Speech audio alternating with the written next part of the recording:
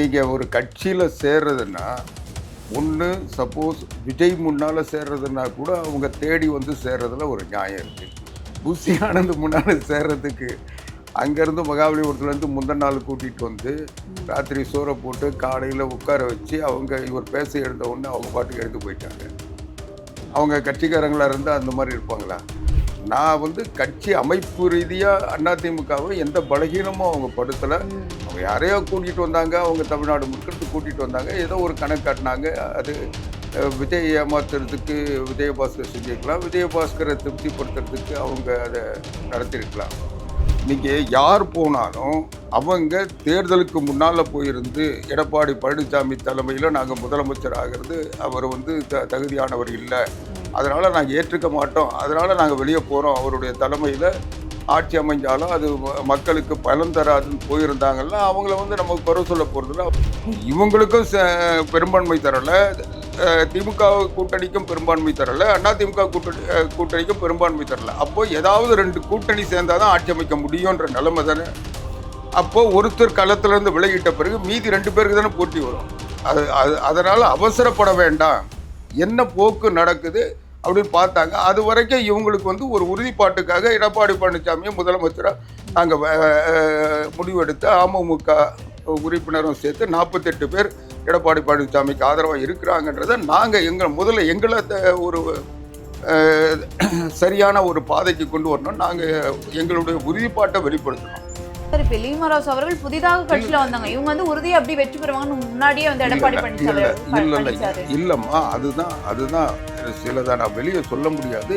லீமராஜ் அவர்களை சேர்க்கணும்னு சொல்லி ஒருத்தர் 2ஆம் கட்ட தலைவர், இன்னும் சொல்ல போனால் வேலுமணி என்னுடைய அவர் கோவை மாவட்டத்தை சேர்ந்தவர், அவருடைய பரிந்துரையில் அவங்க சேர்க்குறாங்க. ஒரு ஓட்டு அவங்க நின்ன தொகுதியில் ஒரு நபருக்கு 10,000 கொடுத்தாங்க அப்படின்னு விகடன்லாம் செய்திகள் வெளியிட்டிருந்தாங்க. அது எந்த அளவுக்கு உண்மைன்னு எனக்கு தெரியாது. நடந்திருக்கலாம், நடக்காமல் இருக்கலாம், அது என்னன்றது எனக்கு தெரியாது. ஆனால் அவங்க வந்து அதிமுகவில் சேர்ந்தவங்களுக்கு அவங்க வெற்றி பெறக்கூடிய சூழல் இருப்பதாக அவங்க சொல்கிறதுனால அவங்களுக்கு வெற்றி வாய்ப்பு கொடுத்தாங்க.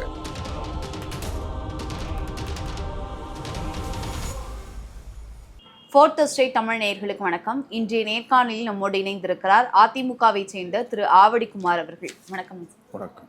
எப்படி இருக்கீங்க? நல்லா இருக்கு சார். இப்போ ஆரம்பத்தில் தேர்தலுக்கு பிறகு பார்த்தோம் அப்படின்னா ஒரு மாத காலத்திலேயே அதிமுகவை சேர்ந்த ஒரு 4 எம்எல்ஏக்கள் அடுத்தடுத்து ராஜினாமா பண்ணி தாவேக்கால இணைஞ்சாங்க.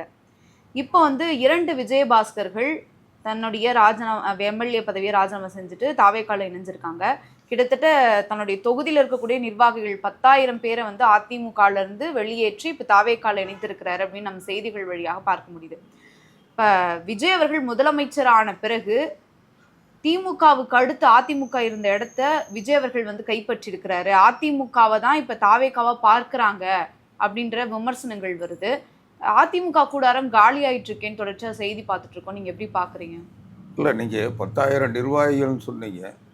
10,000 நிர்வாகிகளாக அவங்க மகாபலிபுரத்துக்கு சுற்றி பார்க்க வந்தவங்களும் அங்கே ஏதோ பிரியாணி போடுறாங்கன்னு வந்து உட்காந்துருந்தவங்களும் அதிமுக நிர்வாகிகள் இல்லை. அதிமுக நிர்வாகிகள் அதிமுகவில் தான் இருக்கிறாங்க.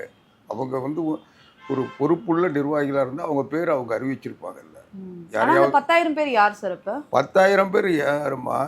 நீங்கள் அவரே சொல்கிறாரு, நாகப்பட்டினத்துலேருந்து வந்தாங்க, சேலத்துலேருந்து வந்தாங்க, எடப்பாடியிலேருந்து வந்தாங்கன்னு தமிழ்நாடு ஃபுல்லாக கூட்டிகிட்டு வந்துட்டு கரூர்லேருந்து வந்தாங்கன்னு சொல்லிட்டு அப்புறம் நீங்கள் அங்கே இருக்க புதுக்கோட்டையில் இருக்கிற 10,000 பேருன்றீங்க.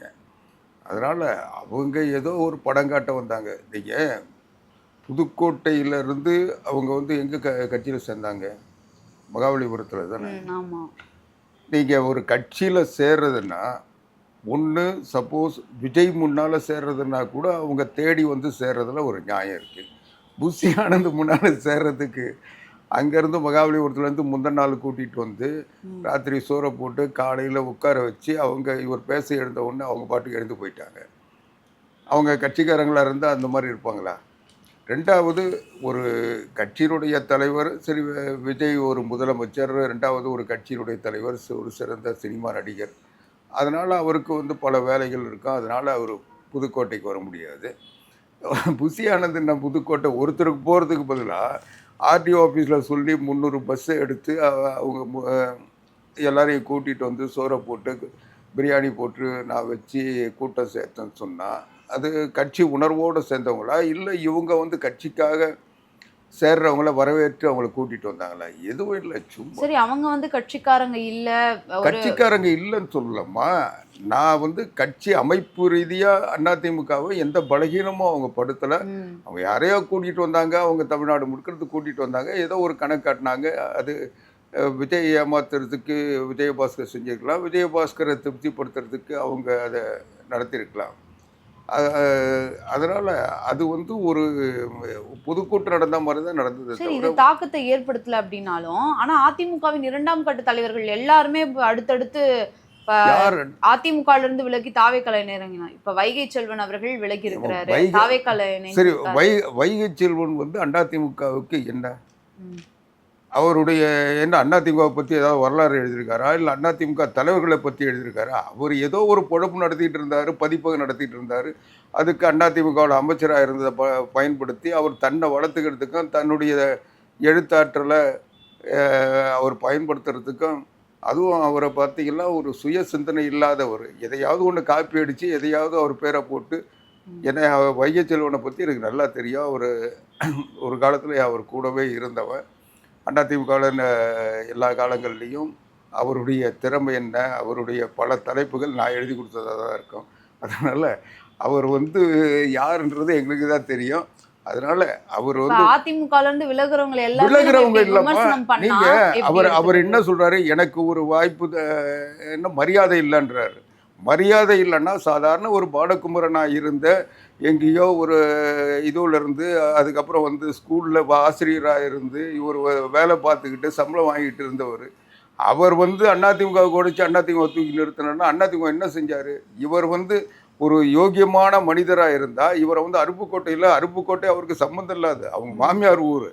அங்கே போய் இவருக்கு சீட்டு கொடுத்து ஜெயிக்க வச்சாங்க. ஒரு முறை ஜெயித்தாங்க, 2வது வாட்டி சீட்டு கொடுத்தா ஏன் ஜெயிக்கலை? முதல்ல ஜெயிக்க சொல்கிறது இவர் அருப்புக்கோட்டைக்கு யாருன்னே தெரியாது, இவர் அந்த ஊருக்கு மாப்பிள்ளன் வேணாம் சொல்லலாம்.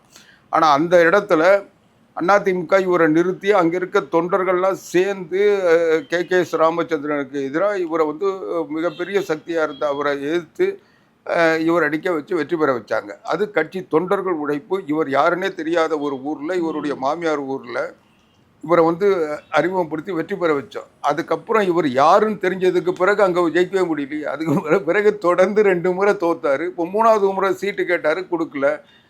2 முறை தொடர்ந்து, அதாவது இவர் யாருன்னு தெரியாத கட்சிக்காக ஓட்டு போட சொல்ல இவர் ஜெயிச்சார். இவர் 5 வருஷம் இருந்து கொறடாவாக இருந்து அமைச்சராக இருந்து இவர் செஞ்ச சேவை, அதுக்கு பிறகு அந்த தொகுதியில் இவர் வெற்றி பெற முடியல. 16 தேர்தலில் வெற்றி பெறலை. அதுக்கப்புறம் 21 வாய்ப்பு தந்தாங்க, 21 வெற்றி பெறலை. அதுக்கு பிறகு மறுபடியும் ஒரு எப்படி ஒரு வாய்ப்பு தருவாங்க? அதனால் அவர் தேர்தலில் பயன்படுத்தலைன்றார். தேர்தலில் அவர் தேர்தல் தீர்மான குழுவில் தமிழ்நாடு முழுக்க சுற்றுப்பயணம் போய் இது போட்டோக்கெல்லாம் போஸ்ட் கொடுத்ததெல்லாம் நீங்கள் பார்த்துருப்பீங்க. இன்னும் கேட்டா தலைமை அவர் மட்டுமே இல்ல சார், இப்ப எல்லாருமே விலகும்போது தலைமை மீது ஒரு அதிருப்தி தெரிவிச்சுதான் ஒரே மாதிரியான அதிருப்தி. அதாவது குறிப்பிட்டு நீங்கள் கேட்டதுனால அது சொன்னேன். நான் என்ன சொல்கிறேன், நீங்கள் யார் போனாலும் அவங்க தேர்தலுக்கு முன்னால் போயிருந்து எடப்பாடி பழனிசாமி தலைமையில் நாங்கள் முதலமைச்சர் ஆகிறது அவர் வந்து தகுதியானவர் இல்லை, அதனால் நாங்கள் ஏற்றுக்க மாட்டோம், அதனால் நாங்கள் வெளியே போகிறோம், அவருடைய தலைமையில் ஆட்சி அமைஞ்சாலும் அது மக்களுக்கு பலன் தராதுன்னு போயிருந்தாங்கன்னா அவங்கள வந்து நம்ம குறை சொல்ல போகிறதில்ல. அவங்க அரசியல் ரீதியாக அவங்க நிலைப்பாடு வேறு மாதிரி இருக்குன்னு. ஆனால் அண்ணா திராவிட முன்னேற்ற கழகத்தில் இருந்து எடப்பாடி பழனிசாமியை முதலமைச்சர் ஆக்குவோம் அப்படின்னு சொல்லி ஓட்டு கேட்டு மக்களும் அதை நம்பி இரட்டை இலைக்கு ஓட்டு போட்டு அதிமுகவுக்கு ஓட்டு போட்டு இவங்களை ஜெயிக்க வச்சதுக்கு பிறகு அந்த தேர்தல் வெற்றி சான்றிதழ் வாங்கின உடனே நீ இன்னொரு கட்சிக்கு போய் வில போகிற அல்லது அவங்கள வந்து அதிமுக இருந்து விலகி போகிறேன்னா அவங்க எப்படி ஒரு சரியானவங்களா இருக்க முடியும்? அவங்க சொல்கிற காரணம் என்னென்னா, அதிமுக வெற்றி வாய்ப்பை இழந்துருச்சு, 5 வருஷம் நாங்கள் எதிர்கட்சியாக இருந்து எதையும் சம்பாதிக்க முடியாது, மக்களுக்கு நல்லது செய்ய முடியாது, அதனால் நாங்கள் வந்து கட்சி மாற வேண்டியிருக்கு, விஜய் கட்சிக்கு போக வேண்டியிருக்குன்னு சொல்கிறாங்க. இது வந்து திமுகவும் அதிமுகவும் சேர பார்த்தது அப்படின்றதுதான் முக்கிய விமர்சனம். திமுக அதிமுக எங்க சேர பார்த்தது? யார் பேசுனாங்க? திமுக வந்து கட்டமைப்புள்ள கட்சி, அதிமுகவும் ஒரு கட்டமைப்புள்ள கட்சி. கிளைக்கழகங்கள் உள்பட எல்லாத்துக்கும் தேர்தல் நடத்தி ஒரு முறையான கட்சி நடத்துது. இது வந்து ஒரு ரசிகர் மன்ற கூட்டமோ இல்ல திடீர்னு சரி, தோன்றிய இந்த மாதிரி வந்து பேச்சுவார்த்தை நடக்கல அப்படின்னா எல்லா எம்எல்ஏக்களையும் கூப்பிட்டு போய் ஏன் பாண்டிச்சேரியில எடப்பாடி பழனிசாமி அவர்கள் ஆலோசனை நடத்தணும்? நீங்க அதாவது கவிப்பிரியா வந்து இவ்வளவு கவனக்குறைவா பேசுன்னு எனக்கு தெரியல. பாண்டிச்சேரியில் வச்சிருந்தது யாரு? சிவி சண்முகம் தான் வச்சிருந்தாரு. எடப்பாடி பழனிசாமி அங்க இருக்கிறாங்கன்னு தெரிஞ்சதுக்கு பிறகு கடைசியா இவர் போய் அங்கே பார்த்தார ஒழிய, அங்கே போய் பார்த்து அப்பவும் நீங்கள் அவசரப்படாதீங்க, ஒரு சரியான முடிவு வரும், நாம் மறுபடியும் ஆட்சி அமைக்கிறதுக்கு பேச்சுவார்த்தை நடந்துகிட்டு இருக்கு, திமுக கூட்டணி கட்சிகள் நம்மளோட பேசிக்கிட்டு இருக்காங்க, அவங்க ஆதரவோடு நம்ம வெற்றி பெறக்கூடிய முதலமைச்சர் ஆகிறதுக்கூடிய வாய்ப்பு இருக்குது, அவசரப்படாதீங்கன்னு சொல்லி அதுக்கப்புறம் ஏற்றுக்கிட்டு 47 பேர் கையெழுத்து போட்டு இவருடைய ஆட்சி அமைப்பதற்கு கடிதம் கொடுத்தாங்க. அதே மாதிரி அமமுகவை சேர்ந்த ஒரு சட்டமன்ற உறுப்பினரும் எடப்பாடி பழனிசாமி தலைமையில் அமைக்கிறது ஆதரவு கொடுத்தாங்க. அதனால் நாங்கள் வந்து தேர்தல் நேரத்தில் தேர்தல் நேரத்தில் உங்களுக்கு நல்லா தெரியும், இந்த தேர்தலை பொறுத்த வரைக்கும் 3 பேர் முதலமைச்சர் சீமான் ஒரு பக்கம் தனியாக நின்னா கூட வெற்றி பெற்றதில் பார்த்தீங்கன்னா 3 அணியை சார்ந்தவங்க வெற்றி பெற்றாங்க. ஒன்று ஜோசப் விஜய் முதலமைச்சர், இன்னொன்று மு.க. ஸ்டாலின் முதலமைச்சர், இன்னொன்று எடப்பாடி பழனிசாமி முதலமைச்சர். இந்த 3 பேர் முதலமைச்சராக்கிற நோக்கத்தோடு போட்டியிட்ட வேட்பாளர்கள் மட்டும்தான் வெற்றி பெற்றாங்க. வேற தனித்து இப்போது நாம் தமிழர் சீமானோ அல்லது வேல்முருகனுடைய அணியோ இல்லை அல்லது சுயேட்சையோ யாருமே வெற்றி பெறலை. ஆக இந்த ஆட்சி அமைக்கிறோன்னா இந்த 3 பேருக்கு தான் முதலமைச்சர் ஆகிறதுக்குரிய வாய்ப்பு மக்கள் பரிசீலனையில் இருந்து மக்கள் இந்த 3 பேரில் யாரையும் பெரும்பான்மை தராமல் 3 பேரையும் தொங்கலில் விட்டாங்க. அப்போது ஒன்று ஜோசப் விஜய் முதலமைச்சர் ஆகணும்னா ஸ்டாலினுடைய ஆதரவு வாங்கி தலைமையில் வெற்றி பெற்ற உறுப்பினருடைய ஆதரவு தேவை, அல்லது எடப்பாடி பழனிசாமி தலைமையில் ஆட்சி அமைக்கணும்னு சொன்னவங்களுடைய தேவை. அதே மாதிரி எடப்பாடி பழனிசாமி ஆட்சி அமைக்கணும்னா ஸ்டாலினுடைய ஆதரவோ அல்லது ஜோசப் விஜயுடைய அணியில் இருந்தால் இதுதான் ஏதாவது ஒரு 2 அணிகள் சேர்ந்தால் தான் ஆட்சி அமைக்க முடியுன்றது தான் மக்கள் தீர்ப்பினுடைய நோக்கம். யாரும் தனித்து ஆட்சி அமைக்க முடியாது. யாராவது 2 1 3 அல்லது 1 2 3 2 இது மாதிரி ஏதாவது ஒரு 2 பேர் சேரணும். அது யாருன்றதை மக்கள் சொல்லலை. இவங்க அதை வந்து இந்த 3 பேருக்குள்ளே தான் முடிவு பண்ண முடியும். அப்போது ஸ்டாலின் என்ன சொல்கிறாரு, நான் களத்தில் இல்லை, அவர் வெற்றி வாய்ப்பை இழந்துட்டார், அவர் சட்டமன்றத்துக்கு வரல, அதனால் அவர் போட்டியிலிருந்து ஒதுங்கிடுறாரு, நான் எதிர்கட்சியாக பயணிப்பேன், எங்களுக்கு வந்து அந்த நோக்கம் இல்லை. அப்போது ஜோசப் விஜய் ஆட்சி அமைக்கணும் அல்லது எடப்பாடி பழனிசாமி ஆட்சி அமைக்கணும். இதுதானே களம், மக்கள் தீர்ப்பின் அடிப்படையில் இதுதானே. அப்போது நீங்க சொல்ற மாதிரி பார்த்தா இப்ப தாவேகாவுக்கு எதிராக தானே இப்ப அதிமுகவுக்கு ஓட்டு போட்டிருக்காங்க மக்கள், திமுகவுக்கு எதிராக தான் போட்டிருக்காங்க. இப்ப நீங்க திமுக ஆதரவோட ஆட்சி அமைக்கணும்ன்ற நிலைப்பாட்டுக்கு இல்ல நான் என்ன சொல்றேன், மக்கள் வந்து பெரும்பான்மை கொடுத்து தாவேகாவுக்கு ஓட்டு போட்டிருந்தா இந்த விவாதமே வரப்போறது இல்லை, இந்த பிரச்சனையும் எழும்ப போறது இல்லை, அவங்க ஆட்சி அமைக்கிறத யாரும் விவாதிக்க போறது இல்லை. அதுக்கான உரிமை மக்கள் தந்துட்டாங்க. ஆனா மக்கள் அதுக்கான உரிமை தரலையே. இப்போ இவங்களுக்கும் பெரும்பான்மை தரலை, திமுக கூட்டணிக்கும் பெரும்பான்மை தரலை, அதிமுக கூட்டணிக்கும் பெரும்பான்மை தரலை. அப்போது ஏதாவது 2 கூட்டணி சேர்ந்தால் தான் ஆட்சி அமைக்க முடியுன்ற நிலைமை தானே. அப்போது ஒருத்தர் களத்திலேருந்து விலகிட்ட பிறகு மீதி 2 பேருக்கு தானே போட்டி வரும். அப்போது அந்த போட்டியில்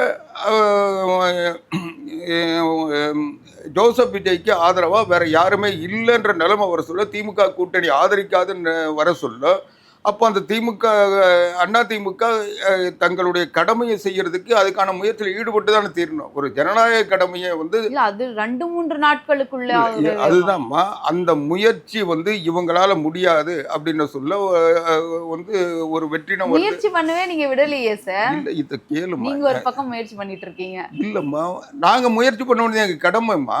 அவங்க வந்து அரசியலே தெரியாது. வாய்ப்பு வந்து விஜய் அவர்களுக்கு தனிப்பெரும்பான்மையா வந்திருக்கு அவருடைய கட்சி, தனிப்பெரும்பான்மையா இருந்தது. ஆனால் தனிப்பெரும்பான்மையா இருந்த கட்சியை ஏற்றுக்கொள்வதற்கு மற்ற கூட்டணிகள் யாரும் தயாரா இல்லை, இவரும் அவங்கள அணுகல. இல்ல அந்த மாதிரியான ஒரு சூழல் வரும்போது நீங்க வந்து ஒரு பக்கம் முயற்சி பண்ணிட்டு இருக்கீங்கன்னு சொல்றேன். ஆமா, நிச்சயமா நாங்க முயற்சி பண்ணதான் செய்வோம். அரசியல் இது. திமுக ஸ்டாலின் தோத்ததுனால அவங்க வந்து அதுக்கான முயற்சியில் ஈடுபட முடியாது. அப்போ இருந்த களத்தில் இருந்த முதலமைச்சர் வேட்பாளர்கள் 2 பேர் தான் வெற்றி பெற்றிருக்காங்க. அப்போ அந்த 2 பேரில் அவங்க ஒரு பக்கம் முயற்சி பண்ணாங்க, அவங்க இந்த அதிமுக ஒரு பக்கம் முயற்சி பண்ண தானே செய்யும். இல்ல அவருக்கு வந்து ஒரு கால அவகாசம் கொடுத்துட்டு அவருக்கு நாங்க யாருமா கால அவகாசம் கொடுக்கணும்? மக்கள் அவங்களுக்கு வந்து என்ன இடம் கொடுத்துருக்காங்களோ அந்த இடத்துல அவர் நாளைக்கு திடீர்னு அவர் ஒரு முடிவு எடுக்கலாம்.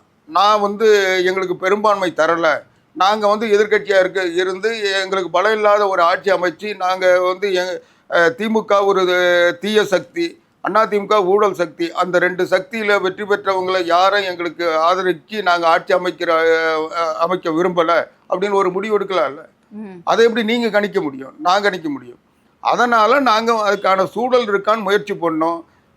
திமுக ஆதரவு கட்சிகள் அவங்களோட ஆதரவை தர்றதா ஒரு சிலர் பேச்சுவார்த்தை இடையில. இதில் ஒரு 67க்கு பிறகு ஒரு திராவிட இயக்கத்திற்கு ஒரு பின்னடைவு வருதுன்னு சொல்லி அதுக்கு ஒரு சிலர் அந்த இயக்க சிந்தனையாளர்கள், அண்ணாவின் வழி நடக்கிறவங்க, அவங்கெல்லாம் வந்து ஒரு மாற்றி ஏதாவது உருவாக்க முடியுமான்னு முயற்சி பண்ணாங்க. அது அரசியல், அது வந்து தவிர்க்க முடியாது. அந்த முயற்சி தான் நடந்ததே தவிர நாங்கள் போய் அதனால் அவசரப்பட வேண்டாம், என்ன போக்கு நடக்குது அப்படின்னு பார்த்தாங்க. அது வரைக்கும் இவங்களுக்கு வந்து ஒரு உறுதிப்பாட்டுக்காக எடப்பாடி பழனிசாமியை முதலமைச்சராக நாங்கள் முடிவெடுத்து அமமுக உறுப்பினரும் சேர்த்து 48 பேர் எடப்பாடி பழனிசாமிக்கு ஆதரவாக இருக்கிறாங்கன்றதை நாங்கள் முதல்ல எங்களை ஒரு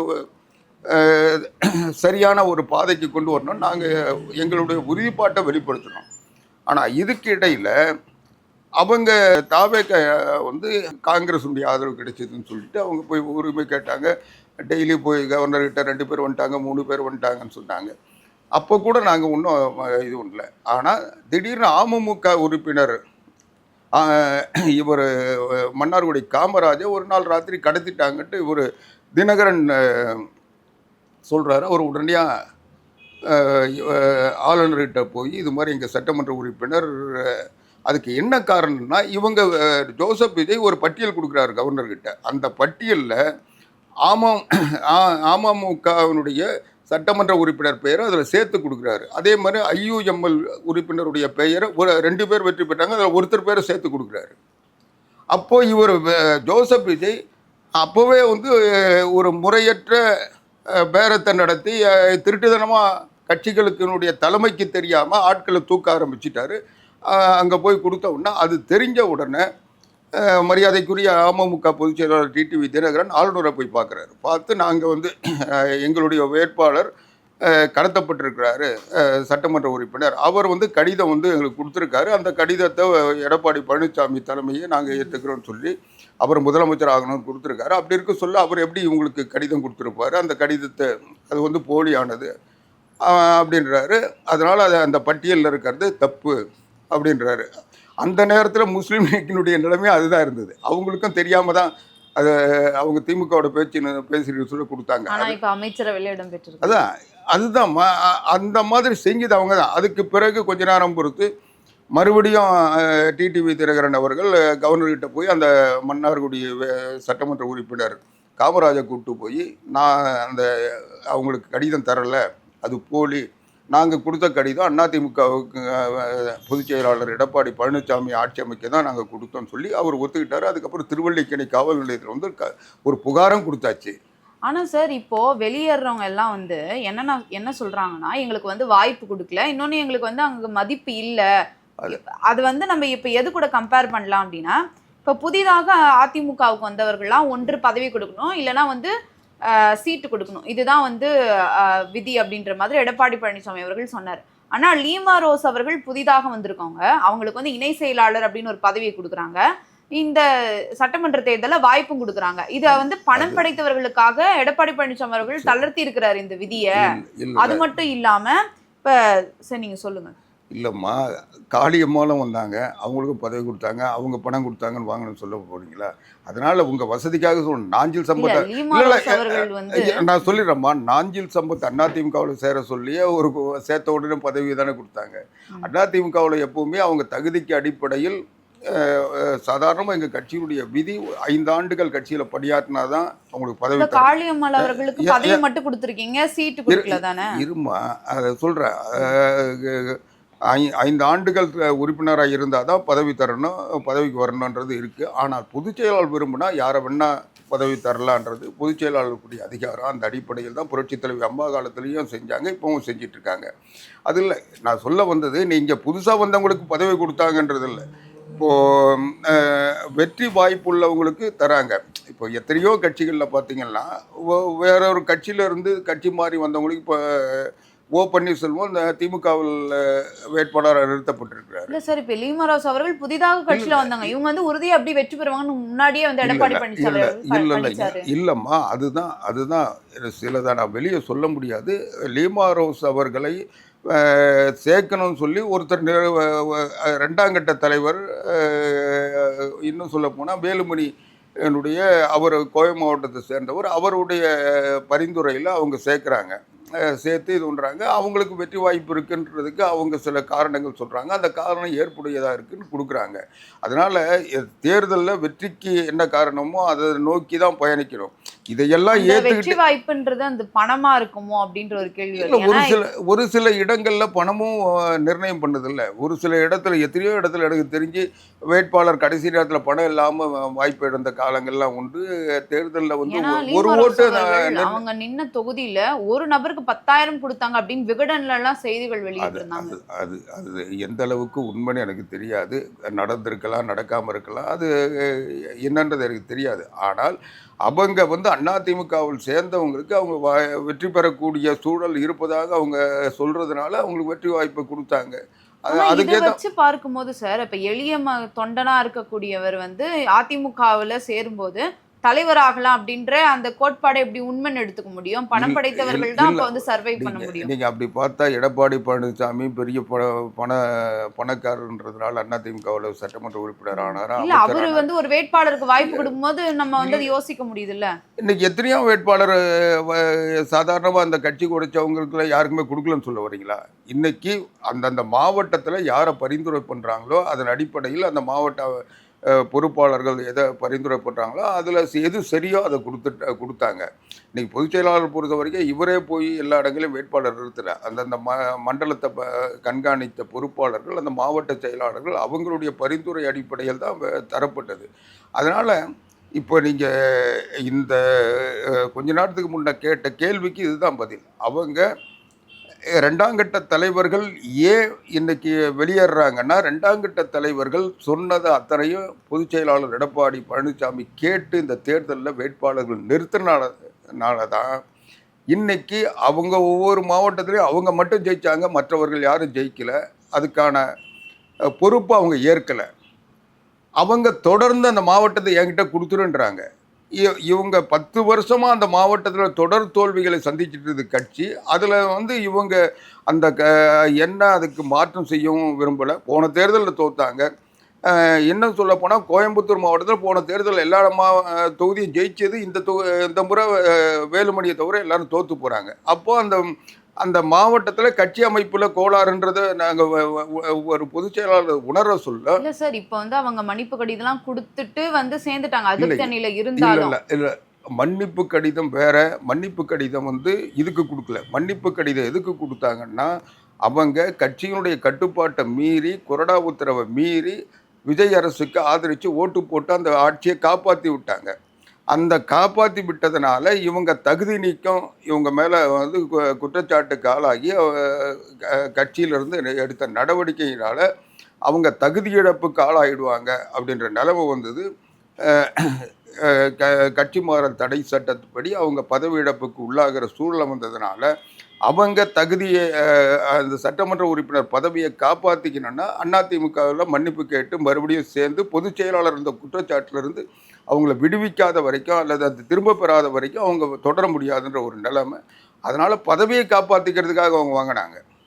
அதனால் 2வது இவங்க வந்து கட்சி மாறல் தடை சட்டப்படி அவங்க தகுதி இழப்புக்கு ஆளாகிறது மட்டும் இல்லை, இவங்கக்கிட்ட பேரம் பேசினவங்க 10 அமைச்சர் தரேன், 15 வாரிய தலைவர் தரேன்னு சொல்லி கூட்டு போனவங்க பாதி வழியில் விட்டு போயிட்டாங்க. அவங்க வேலை முடிஞ்ச உடனே நாங்கள் ஆட்சி அமைச்சர நம்பிக்கை வாக்கு பெற்றோம், இன்னும் 6 மாதத்துக்கு எங்களுக்கு நம்பிக்கையில்லா தீர்மானம் கூட யாரும் கொண்டு வர முடியாது, நாங்கள் ஏன் உங்களை பற்றி கவலைப்படணுன்ட்டு அவங்க 34 மந்திரிகள் தான் இருக்கோம், வேண்டாம் 35 மந்திரிகள் நியமிக்கலாம்.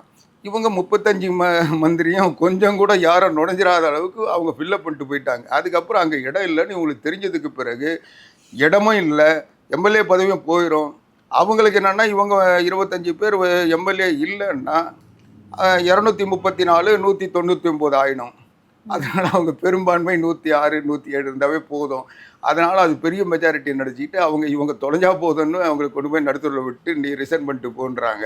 இவங்க அதுக்கு பிறகு வேறு வழியே இல்லைட்டு நாங்கள் தப்பு பண்ணிட்டோன்னு வந்து பொதுச் செயலாளர்கிட்ட மன்னிப்பு கடிதம் கொடுத்ததுனால அதை ஏற்றுக்கிட்டு ஒரு மனிதாபிமானத்தோடு அதிலிருந்து அந்த மன்னிப்புகளை எடுத்துக்கிட்டு அவங்கள சட்டமன்ற உறுப்பினராக தொடர்றதுக்கு தான் நாங்கள் பொதுச் செயலாளருடைய மன்னிப்பு ஏற்கப்பட்டதை தவிர அவங்க மறுபடியும் நான் உங்ககிட்ட எல்லா மாவட்டத்தை கொடுத்துருவேன், நீ மாவட்டத்தில் இருக்க 11 தொகுதியை தோக்க வச்சுட்டு நீ ஒரு தொகுதியில் மட்டும் ஜெயிச்சு வா, நீங்கள் தான் மாவட்ட செயலாளர்னு சொல்லலை. அந்த மாதிரி எந்த உறுதிமொழியும் தரலை, பேச்சுவார்த்தை இல்லை, அது தேவையில்லை. இன்னும் சொல்ல போனால் இவங்களை நீக்கிட்டு வேறு மாவட்ட செயலாளர் பொறுப்பேற்றதுக்கு பிறகு அந்த மாவட்டங்களில் வேகமாக இன்றைக்கி தொண்டர்கள் உணர்ச்சி வேகத்தில் சிறப்பாக பணியாற்றிருக்காங்க. நீங்கள் அதை பார்த்தீங்கன்னா விழுப்புரத்தில் பார்த்தீங்கன்னாவே தெரியும், கரூரில் பார்த்தீங்கன்னா தெரியும். கரூரில் இருக்க கமலக்கண்ணன் இன்றைக்கி மாவட்ட செயலாளர், அவர் ஏற்கனவே கரூர் ஒன்றிய செயலாளர் இருக்க சொல்ல அதிலிருந்து இவரால் உருவாக்கப்பட்டவர் தான் விஜயபாஸ்கர். ஒரு பகுதியை பிரித்து அவரை தாந்தோணி ஒன்றிய செயலாளராக போட்டாங்க, அதுக்கு பிறகு அவர் மாவட்ட செயலாளராக போட்டாங்க. அது வந்தார். ஆனால் இவர் அந்த கரூர் ஒன்றிய செயலாளராக இருந்து 20 வருஷமாக ஒரே பொறுப்பில் இருந்து இன்றைக்கி மாவட்ட செயலாளர் வந்து கட்சி பார்த்துக்கிட்டு இருக்காரு. அதே மாதிரி விழுப்புரத்துலேயும் இன்றைக்கி வழக்கறிஞர் பசுபதி சிறப்பான முறையில் அங்கே கட்சி வேலை செஞ்சிட்ருக்காரு. இன்றைக்கி சிவி சண்முகத்தினுடைய வெளியேற்றம் எந்த பாதிப்பும் ஏற்படுத்தலை. அதே மாதிரி பார்த்திங்கன்னா கோயம்புத்தூரில் இவர் வேலுமணியை எடுத்துகிட்டு சேமா வேலுச்சாமி போட்டாங்க. சேமா வேலுச்சாமி ஏற்கனவே அமைச்சராக இருந்தவர்.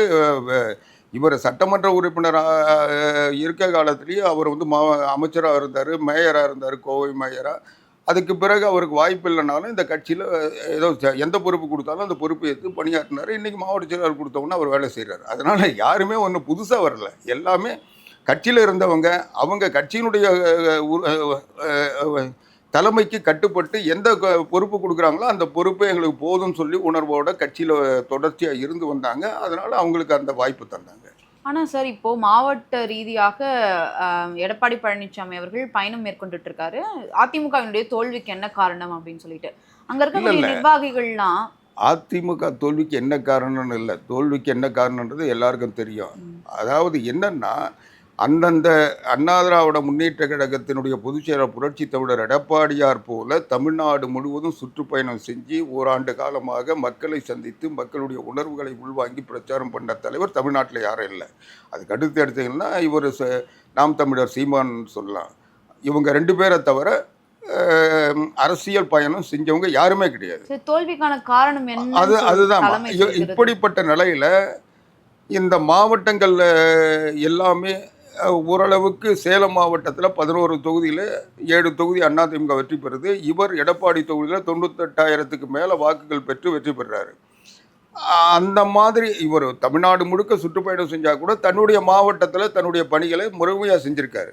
ஆனால் மற்ற மாவட்டங்களில் இந்த வெற்றி பெற முடியலன்னா அதுக்கு காரணம் அந்த மாவட்டங்களில் பொறுப்பேற்றுக்கிட்டவங்க, மாவட்ட செயலாளர் இருந்தவங்க, நான் இந்த மாவட்டத்தை பார்த்துக்கிட்டேன்னு சொல்லி இவருக்கு சீட்டு கொடுங்கன்னு சொன்னவங்க, அவங்க வெற்றி பெற வைக்கல. இல்லை நான் முடிச்சிடறோமா, அதுதான் இன்னைக்கு கூப்பிட்டு எல்லாரும் இதுக்கு வந்து வேட்பாளர் காரணமா அல்லது என்ன காரணன்றதை இன்னைக்கு இப்போ மனம் திறந்து ஒவ்வொருத்தரும் கீழ்மட்டத்தில் இருக்கிற நிர்வாகிகள் இருந்து எல்லாரும் கூப்பிட்டு ஒவ்வொரு மாவட்டத்திலையும் இந்த இவ்வளோ பெரிய வெற்றி இன்னொருத்தருக்கு கிடைக்குதுன்னா நாம் வந்து திமுகவுக்கு எதிராக இவ்வளோ பிரச்சாரம் பண்ணி இவ்வளோ உழைத்த உழைப்பு ஏன் மக்கள்கிட்ட போய் சேரலை? அப்போ மக்கள்கிட்ட போய் சேரலைன்னா அப்போ ஏதோ ஒரு தடை இருக்குது. அந்த தடை என்னென்னா, இப்போ உதாரணத்துக்கு புதுக்கோட்டையில் ஒரு விஜயபாஸ்கர் மட்டும்தான் வெற்றி பெற்றார் விராலிமலையில், மற்ற இடங்களில் தோத்துட்டாங்க. அப்போ விராலிமலையில் விஜயபாஸ்கர் வெற்றி பெற்றிருக்காரு, மற்ற இடங்களில் தோற்றாங்கன்னா அதுக்கு என்ன காரணம்? விஜயபாஸ்கருக்கு எதிராக வந்து எதிர்கட்சியாக அதிமுக சரியா செயல்படல, அதுதான் எந்த ஒரு இல்ல மக்கள் பிரச்சனையும் எடுத்து பேசல அப்படின்னு தான் சொல்லப்படுது. அதுதான்மா இப்போ வந்து ஒரு தாவேகா என்ன பண்றாங்கன்னா, நெடுஞ்சாலைத்துறையில வந்து ஊழல் பண்ணியிருக்கிறாங்க அப்படின்னு சொல்லிட்டு சில விவகாரங்களை வெளியில எடுத்துட்டு வராங்க. அது முன்னாடி கையில் எடுத்து விஜயபாஸ்கர், இல்ல எம்ஆர் விஜயபாஸ்கர் அவர்கள் தான் வெளியில சொல்றாரு. அதாவது கரூர்ல வந்து சாலை போடாமலேயே போட்டதாக வந்து கணக்கு காட்டுறாங்க அப்படின்னு சொல்லிட்டு. இது சட்டமன்றத்துல வந்து பேசி இது பெரிய வந்து விவகாரமா எடுத்துட்டு வந்திருக்கலாம். அது அதிமுக செய்யவே இல்லம்மா இல்லையே. அதுக்கு காரணமா என்ன சொல்லப்படுதுன்னா, எடப்பாடி பழனிசாமி அவர்கள் இதை பத்தி பேச வேண்டாம் அப்படின்னு சொன்னதா தான் சொல்லப்படுது வெளியில. அண்ணா திராவிட முன்னேற்ற கழகத்தில் எடப்பாடி பழனிசாமி அவர்களை தவிர திமுகவை விமர்சனம் பண்ணவங்க வேற யார் சரியா பண்ணியிருக்காங்கன்னு சொல்லுங்க. சட்டமன்றத்தில் ஒவ்வொரு அடையாள போராட்டமா தான் சார் நீங்க பண்றது இருக்கு. இப்ப விளாத்திக்குளத்துல கழிப்பறைக்கு போன பெண்ணை வந்து பாலியல் வன்கொடுமை பண்றாங்க. அதை வந்து பெருசா எடுத்துட்டு போறாங்கன்னா இல்லையே, வெறும் அடையாள கண் துடைப்பு போராட்டமா தான் ஒரு இருக்கு. ஒரு ஒரு நிர்வாகத்தில் ஒரு பெரிய அரசியல் கட்சி அதை வந்து ஒரு போராட்டமாக தான் பண்ண முடியும். வேற என்ன பண்ண முடியும்னு நினைக்கிறீங்க? இன்னைக்கு எல்லா பிரச்சனைகளுமே இன்னைக்கு ஏதோ ஒரு சம்பவம் மட்டும் நடந்ததுன்னா அந்த சம்பவத்தை மையப்படுத்தி ஒரு கட்சி இயங்க முடியும். ஆனால் நாள்தோறும் 4 பிரச்சனை நடக்க சொல்ல எந்த இன்னைக்கு இந்த 57 நாள் ஆச்சு இந்த அரசு வந்து என்ன பிரச்சனைக்கு தீர்வு கண்டிருக்காங்க? திமுக என்னென்ன குற்றங்கள் செஞ்சுதோ அன்னைக்கு என்ன திமுக மேலே நாங்கள் குற்றச்சாட்டுகள் வச்சோமோ அந்த குற்றச்சாட்டுகள் இன்னைக்கு தொடருத. ஆனால் எதிர்கட்சியாக திமுக இருந்த போது ஜெயராக்ஸ் பெனிக்ஸ் லாக்அப் டேத்தை வந்து ஒரு நாள் போராட்டத்தோட அவங்க முடிக்கலையே, அது அடுத்தடுத்து கொண்டு போனாங்கல்ல. அது பெரிய அதுதான் வந்து ஆட்சி கவிழ்ப்புக்கே காரணம் கூட சொல்லப்பட்டது. எதுவாக இருந்தாலும்மா ஒவ்வொரு கட்சிக்கும் அவங்களுடைய போராட்ட முறை வேற, அவங்களுடைய அணுகுமுறை வேற. எங்களை பொறுத்த வரைக்கும் எதையுமே ஒரு அந்த பிரச்சனையினுடைய வீரியத்தை நாங்கள் புரிஞ்சுக்கிறோம், அதுக்கான எதிர்ப்பு தெரிவிக்கிறோம். அந்த எதிர்ப்பு தெரிவிக்கிறதுக்குள்ள இன்னொரு பிரச்சனை வந்தால் அந்த பிரச்சனையை நாங்கள் எதுவும் இன்னைக்கு தமிழ்நாடு முழுக்க இருக்கிற பிரச்சனைகளை அதிமுகவை தவிர எந்த கட்சி அதிகமான போராட்டங்கள் நடத்தி 5 வருஷத்தில் இருந்திருக்கு சொல்லுங்க பார்ப்போம். ஒவ்வொரு மாவட்டத்திலையும் நாங்கள் தொடர்ந்து ஆர்ப்பாட்டங்கள் போராட்டங்கள் நடத்திட்டு இருக்கோம். ஒவ்வொரு பிரச்சனைக்கும் கட்சியினுடைய பொதுச் செயலாளர் எடப்பாடி பழனிசாமி அறிக்கை விட்டுருக்காரு. விஜயால் 41 பேர் அங்கே போக சொல்ல இறந்த சம்பவம் உள்பட எல்லா சம்பவத்தையும் எடுத்து செஞ்சது அதிமுக மட்டும்தானே. அன்னைக்கு நான் தாவேக்கா வந்து ஏதாவது கேள்வி கேட்க முடிஞ்சுதா? இல்லை ஒரு 17-18 நாள் அவங்க வெளியே வராமல் ஓடி போய் பதுங்கிட்டாங்கல்ல, அதை கூட அவங்க பிரச்சனையை கூட நாங்கள் தானே எடுத்து செஞ்சோம். அதனால் நாங்கள் எதையுமே செய்யலைன்றது இல்லை, நாங்கள் செஞ்சோம். ஆனால் அதை வந்து கடைசி நேரத்தில் இப்போ நாங்கள் வந்து செஞ்சதெல்லாம் வந்து விடலுக்கு இறைச்ச நீராக போச்சு. நாங்கள் திமுக எதிர்ப்பில் உறுதியாக இருந்தோம். நாங்கள் தான் திமுகவை முழுமையாக எதிர்க்கிறதுன்றது எல்லாருக்குமே தெரிஞ்ச ஒன்று. அதிமுக வந்து திமுக எதிர்ப்புன்றது எல்லாருக்கும் தெரியும்.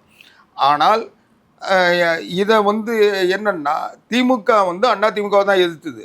அதிமுக தவிர வேற அவங்களுக்கு எதிர்ப்புக்கு அதுவும் பர்டிகுலராக எடப்பாடி பழனிசாமியை வந்து ஸ்டாலின் நேரடியாகவே 10 தோல்வி பழனிசாமி அப்படின்லாம் ரொம்ப இறங்கியெல்லாம் விமர்சனம் பண்ணியிருக்காரு. அதெல்லாம் மறுபடியும் இப்போ சொல்ல வேணாம்னு நினைக்கிறேன். அவ்வளோ தூரம் அவர் சொன்னதுக்கு பிறகு கூட திமுக வந்து அதிமுக கடுமையாக எதிர்த்து தான் களத்தில் நின்றது. இன்னொரு பக்கம் பிஜேபி எதிர்த்துது. ஆக இவங்க என்னன்னா நாங்கள் திமுகவை எதிர்த்தோம், திமுக எங்களை எதிர்த்தது. நாங்கள் 2 பேரும் சண்டை போட்டிருக்கிறோம். இவங்க வந்து 2 பேர் அதிமுக பிடிக்காதவங்கள ஓட்டை வாங்கிட்டு திமுக பிடிக்காதவங்க ஓட்டு அவங்க 2 பேரும் சண்டை போட்டு போகிறாங்க. நீங்கள் எப்படி வாண்டு திருட்டுத்தனமாக அவங்க ஓட்டை வாங்கிட்டு போட்டாங்க. இதுதான் நடந்தது. இப்போது திமுக அதிமுகவுக்கு 2 பேருக்கு நடந்த சண்டையில் இவங்க நடுவில் ஒரு சமாதானம் தூதுவர்களாக நடுவில் நுழைஞ்சு ஓட்டு வாங்கிட்டாங்கன்றது தான் இன்னைக்கு யதார்த்த நிலைமை. அவங்க வந்து இவங்க அதிமுக யாருன்றதை யோசித்தாங்க, திமுக யாருன்றதை யோசித்தாங்க. இவங்க அவங்கள எதிர்க்கிறாங்களா, அவங்க சேர்றாங்களான்னு அந்த பார்வையில் நீங்கள் பார்த்தீங்க. ஆனால் எதுவுமே யார்கிட்டையும் சேராத, எதுவுமே செய்யாத, எந்த கொள்கையும் சொல்லாத, எந்த நோக்கமும் இல்லாத விஜய் முதலமைச்சர் இது ஒன்றை மட்டும் சொல்லி ஓட்டு வாங்கிட்டு ஒரு கும்பல் இன்னைக்கு ஆட்சிக்கு வந்துருச்சு. இல்லை இப்போவும் அவங்க ஏன் இந்த பிரச்சாரத்தை பண்ணுறாங்கன்னா, இந்த இன்னைக்கு திமுக கூட்டணியில் இருந்த கட்சிகளை சேர்த்து தான் அவங்க ஆட்சி அமைச்சிருக்காங்க. அதே மாதிரி அதிமுகவில் இருந்தவங்கள சேர்த்து ஆட்சி அமைக்க பார்த்தாங்க, அது முடியலை. அதனால் அவங்கள கட்சி விட்டு ராஜினாமா பண்ண வச்சுட்டு சட்டமன்ற உறுப்பினர் பதவியிலிருந்து ராஜினாமா பண்ணி வச்சுட்டு எண்ணிக்கையை குறைச்சிட்டு ஃப்ளோரில் ஸ்ட்ரென்த்தை குறைக்கிறாங்க. இது ஒரு பக்கம். ஆக அவங்களுடைய நோக்கம் என்னன்னா, இப்போவும் ஜோசப்போட வியூக வகுப்பாளர்களும் அவங்களுடைய அந்த பிரச்சார யுக்தியம் என்னன்னா, அதிமுக திமுகவும் எங்கே சேர்ந்து நம்மளை அட்டாக் பண்ண ஆரம்பித்தா நம்ம தாங்க முடியாது. அவங்க 2 பேருமே அனுபவம் உள்ளவங்க, அவங்களுக்கு எல்லா நிலவரங்களும் தெரியும், அவங்க நிர்வாக ரீதியாக அவங்களுக்கு எல்லாமே அத்துப்படி. அப்படி இருக்க சொல்ல நம்ம ஆளுங்களுக்கு ஒன்றுமே தெரியாது, ஏதோ வந்து கும்பலில் நம்ம வந்து உட்காந்துருக்கோம். அதனால் அவங்க 2 பேர் சேர்ந்து அடித்தாங்கன்னா நம்ம தேர மாட்டோன்றதுக்காக அவங்க சேர்ந்துட்டாங்கன்னு ஒரு ப்ராபகண்டா பண்ணுறாங்க. இது வந்து அவங்களுடைய அந்த மீம்ஸு, ஷார்ட்ஸு இது இது மாதிரி போட்டு இது அதிமுக வந்துருச்சுன்னு சொல்லிட்டு இது வரைக்கும் யார் இவர் முஸ்லீம் லீக் தலைவர் நேற்றைக்கு கூட இவர் மரியாதைக்குரிய தொல் திருமாவளவன் என்ன சொல்கிறாரு, நாங்கள் திமுக கூட்டணியில் தான் இருக்கோம், நாங்கள் வந்து அந்த கூட்டணியில் சேரல, கூட்டணி சேர்ந்தால் அன்றைக்கே நாங்கள் முடிவு எடுத்திருப்போமே, அன்றைக்கி அந்த முடிவும் எடுக்கல, சும்மா கூடி பேசிட்டு கலைஞ்சு போயிட்டோன்னு தான் சொல்கிறாரு. ஆனால் விஜய் என்ன சொல்கிறாரு, சட்டசபையிலே சொன்னார், இவங்க அனுப்பி வச்சாங்களாம், இவங்களாம் அனுப்பி வச்சாங்க அப்படின்னு சொன்னார்ல.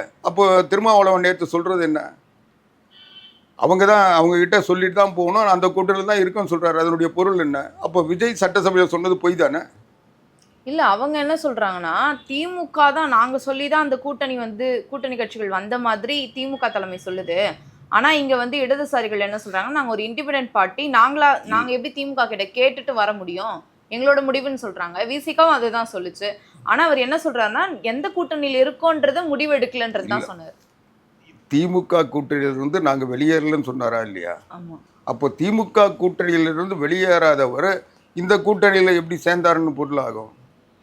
ஒரு கூட்டணியில இருந்துட்டு ஆனா இப்படி தானே சொல்றாரு. என்ன சொல்றாருன்னா, அது எப்படி திமுக கூட்டணியிலேயே இல்ல, நான் கேட்கறது திருமாவளவன் என்ன சொல்றாரு என்றதை பத்தி இல்ல, விஜய் என்ன சொன்னாரு, யாருமே திமுக கிட்ட கேட்டுக்கிட்டு வரல, அவங்களா தான் வந்தாங்கன்றாரு. ஆனால் அது உண்மையா? இதே இந்திய யூனியன் முஸ்லீம் லீக் தலைவர் காதர் மொய்தீன் என்ன சொன்னார், நாங்கள் 2 பேரும் ஒட்டி பிறந்த இரட்டையர்கள், நாங்கள் பிறக்க சொல்லியே கட்டி போச்சின்னு பிறந்தோம், அதனால் திமுக எந்த நிலை ஏற்பாடு எடுத்தாலும் நாங்கள் வந்து அவங்கள விட்டு வரமாட்டோம், எங்களுக்கு அந்த மாதிரி உறவு, நாங்கள் வந்து பாரதிய ஜனதா கட்சி கூட திமுக போக சொல்லியே வெளியே வராத இருந்தோம், அப்படிப்பட்ட உறவு வச்சுருந்தோம், நாங்கள் இப்போ எப்படி வருவோம், அவங்கக்கிட்ட கேட்டுக்கிட்டு செய்வோம்னு சொன்னாரா இல்லையா? அவர் தானே சொன்னார் முதல்ல. அதுக்கு பிறகு அது வந்து விடுதலை இவங்க இந்திய கம்யூனிஸ்ட்டு எல்லாமே முடிவு எடுத்துட்ட பிறகு கூட IUML முடிவு எடுக்கலை. கடைசி நேரத்தில் அவங்க அமைச்சரவை அமைக்க சொல்லக்கூட இவங்க வந்து நாங்கள் கூட இன்னும் முடிவு எடுக்கலை, நாங்கள் காலம் எனக்கு வேணும்னு அடுத்த நாள் தானே விடுதலை சிறுத்தைகளும் முஸ்லீம் லீக்கும் பதவி ஏற்றுக்கிட்டாங்க. அப்போ கூட என்ன சொன்னார், நாங்கள் இன்னும் பேசிக்கிட்டு இருக்கோம், பேசலைன்னாரு. அப்புறம் வந்து முடிவு எடுத்துட்டோன்னாரு. அதுக்கப்புறம் என்ன சொன்னார், நாங்கள் அமைச்சரவை சேர்றதுன்னு முடிவு எடுத்துட்டோம், திமுக கிட்ட சொல்லிட்டு வந்துட்டோம், அவர் தானே சொன்னார். அதுக்கு பிறகு அதே பேராசிரியர் காதர் மொய்தீன் என்ன சொன்னார், நாங்கள் 2 சட்டமன்ற உறுப்பினர் ஜெயிச்சிருக்கோம், ஒருத்தருக்கு அமைச்சர் பதவி தரீங்க, இன்னொருத்தர் என்ன பண்ணுவார்ப்பா, அவருக்கும் சேர்த்து கொடுங்க, முதல் கட்டமாக ஒன்றை நாங்கள் ஏற்றுக்கிறோம், இன்னொன்று கொடுங்கன்னு சொன்னாரா இல்லையா? அதனால் இன்னும் கேட்டால் இவங்க IUML முடிவு எடுத்து கடைசியில் அமைச்சரவை அமைக்கப்பட்ட பிறகு கடைசியாக சேர்ந்தது விடுதலை சிறுத்தைகளும் இந்திய யூனியன் முஸ்லீம் லீக்கும். ஆனால் அதுக்கு முன்னால் முதல்ல கொடுத்த லிஸ்ட்டு, 2வது கொடுத்த லிஸ்ட்டில் IUML ஒருத்தர் பேரை எழுதி கொடுத்தாங்களா இல்லையா? அப்போ இப்போ யார்கிட்ட இதுதான் பேரம்னு நாங்கள் சொல்கிறோம், இதுதான் குதிரை பேரம். இவங்க வந்து ஒரு நேர்மையான, இப்போது திமுக கூட்டணி கட்சி, இப்போ காங்கிரஸை யாரும் விவாதிக்க போகிறதில்ல, காங்கிரஸ் அவங்க ஒன்றை முடிவு எடுத்துட்டாங்க, நாங்கள் வந்து திமுக கூட்டணி விலகிறோம், மாநகராட்சி தேர்தல் வந்தாலும் மக்களவை தேர்தல் வந்தாலும் நாங்கள் வந்து அவங்களோட தான் இருப்போம்னு சொல்லிட்டாங்க. அது வந்து ஒரு அவங்க திமுக சொல்கிற மாதிரி அது ஒரு வகையில் ஆட்சி தேர்தல் முடிஞ்ச உடனே எந்த வித இதுவும் இல்லாமல் உடனடியாக செஞ்சது துரோகன்றாங்க, அது அவங்க. ஆனாலும் அதில் ஒரு நேர்மை இருந்தது, நாங்கள் விலகிட்டோம், எனக்கு இனிமேல் இவங்க தேவையில்லை அப்படின்னு ஒரு முடிவு எடுத்துட்டாங்க அவங்கள. ஏதோ ஆனால் மற்றவங்கெல்லாம் அப்படி முடிவு. இதே விடுதலை சிறுத்தைகள் தலைவர் தொல் திருமாவளவன் என்ன சொன்னார், இந்திய கம்யூனிஸ்ட் கட்சியும் மார்க்சிய கம்யூனிஸ்ட் கட்சியும் என்ன முடிவு எடுக்குதோ அதுதான் என் முடிவுன்னார்ல. இன்னொரு கட்சியினுடைய முடிவு என்னுடைய கட்சி முடிவுன்னு அவர் சொல்ல அதனால் அவங்க வந்து பாவம், அவங்களுக்குள்ள பல சிக்கல்கள் இருக்குது, அவங்க கட்சியில் பலருக்கு பதில் சொல்ல வேண்டியிருக்கு. அதனால் அவங்க ஒரு நேர்மையில்லாத ஒரு முடிவு எடுக்க சொல்ல இது போல் குழப்பங்களும் இது போல் என்னது தடுமாற்றங்களும் வரதா செய்யும். சரிங்க சார், பார்க்கலாம். பல்வேறு கருத்துக்களை பகிர்ந்தமைக்கு நன்றி. நன்றி.